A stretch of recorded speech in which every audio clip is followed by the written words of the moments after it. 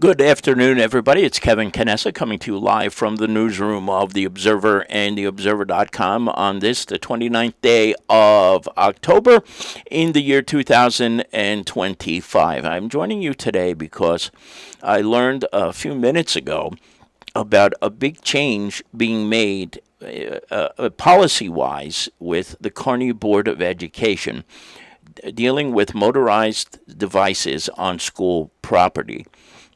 And rather than kind of explain this in my own words, what I'm going to do is I'm going to read to you from the letter that Superintendent of Schools Flora Encarnação sent out to parents, guardians, and families of the Kearny School District.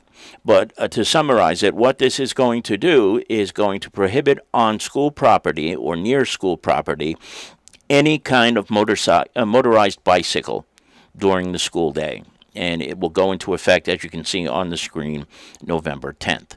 And this is what the superintendent writes. The safety and welfare of our students and staff is our absolute highest priority.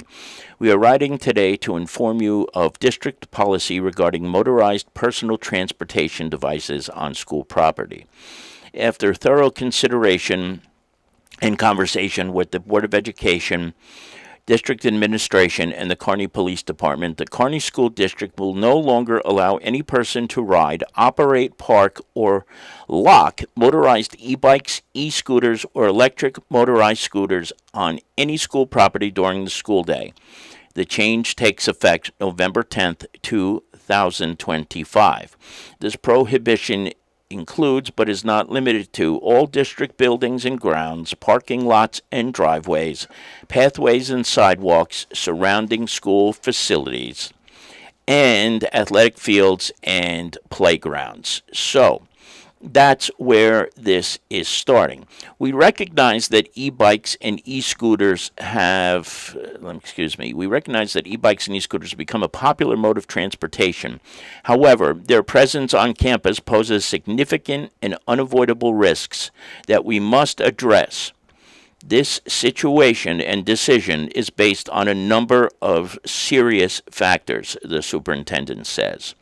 1, speed. These devices can reach up to 20 to 30 miles an hour. This velocity poses a safety hazard in high-traffic school zones and crowded pedestrian areas, especially during busy drop-off and dismissal times. Collision hazards. The recent tragic series of fatal crashes and serious injuries involving e-bikes and e-scooters nationally and locally has underscored the inherent dangers. These devices are often difficult to control in crowded, confined spaces and can cause serious injuries in the event of a collision with vehicles and pedestrians. Traffic noncompliance. This is big. Many students operate these devices without consistently adhering to established traffic laws, creating unpredictable and dangerous situations for all. Put that in bold. Fire risk. The lithium batteries used to power these devices pose a well-documented fire hazard, and allowing them to be stored or locked near school buildings is a risk to the district property and occupants. And then finally, the last bullet in Flora Encarnação's letter is a lack of protective gear. Many students do not utilize appropriate protective gear, such as helmets, further increasing the risk of serious injury. And this is despite the sheer reality that the town of Kearny has enacted serious rules and regulations by ordinance to govern this. I was driving home from the Observer's office on Sealy the other day, going to my home. It's about a 5-minute ride, maybe 7 minutes with traffic. I saw 14 bikes that were e-bikes that were being ridden by young people without helmets, without any protective gear. Some cases, there were multiple people on the bikes. Sometimes they were on sidewalks. They were going against the flow of traffic. This is a serious issue. It really is. And it's and you didn't ask me, but I'm going to tell you, I think this is a great move by the superintendent of schools, Flora Encarnação, in conjunction with the Kearny Police Department. doing this. The letter concludes, thank you for understanding and your cooperation in implementing this necessary measure to keep our entire school community safe. If you have any questions regarding the policy, please contact your school's principal directly. Sincerely, Flora Encarnação, Superintendent of Schools. Now, will there be some people who don't like this? You can bet your bottom dollar there will be, because there are some kids who may rely on this for transportation to and from school. But the bottom line is, for so long, people weren't following the rules. People weren't following the regulations, and they were doing things that were not safe.